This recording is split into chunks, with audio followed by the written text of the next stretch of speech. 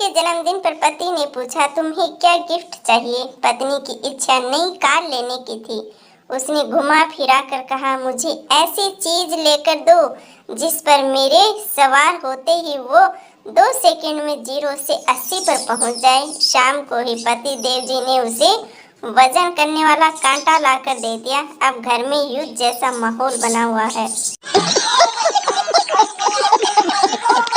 पतिदेव बेडरूम में बैठे हुए लैपटॉप पर काम कर रहे थे। पास ही बेड पर आराम से लेटी हुई पत्नी मोबाइल में व्यस्त थी। अचानक पति के मोबाइल पर व्हाट्सएप मैसेज की रिंगटोन बजी, जो कि फ्रिज के ऊपर चार्जिंग पे लगा हुआ था। पति देव जी झटपट मोबाइल के पास पहुंचा और चेक किया तो उस पर पत्नी का ही मैसेज आया हुआ था।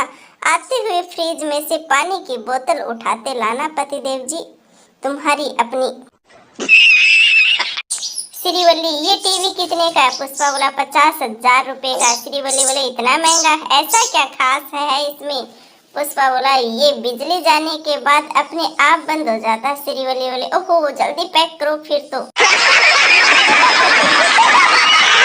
पप्पू ने अपने दोस्त गप्पू से कहा, इतना मीठा मीठा बोलती है पड़ोसन, कसम से सुगर हो गई है। गप्पू ने पूछा, फिर कंट्रोल कैसे करते हो? पप्पू बोला वो तो शुक्र है बीबी का कड़वा कड़वा बोल के बैलेंस करती है। सुबह सुबह पत्नी नींद से उठते ही बोली, अजी सुनते हो? पति देव जी बोले, बोलो क्या हुआ है? पत्नी बोली, मुझे सपना आया कि आप मेरे लिए हीरो का हार लेकर आए हो। पति देव जी बोले, ठीक है तो वापिस सो जा और पहन ले। पति देव जी बोले, जब हमारी नई नई शादी हुई थी तब तुम कितनी तहजीब से बोलती थी, और अब? पत्नी बोली, पहले मैं रामायण देखती थी और अब क्राइम पेट्रोल देखती हूँ। आई समझ में? संता बोला, भाई तू स्कूल क्यों नहीं जाता? बंता बोला, अरे जाता तो हूँ लेकिन टीचर मुझे मार के बाहर निकाल देते हैं, क्या करूँ? संता बोला, क्यों भाई ऐसी क्या बात है? कौन से स्कूल जाता है तू? बंता बोला, गर्ल्स स्कूल जाता हूँ।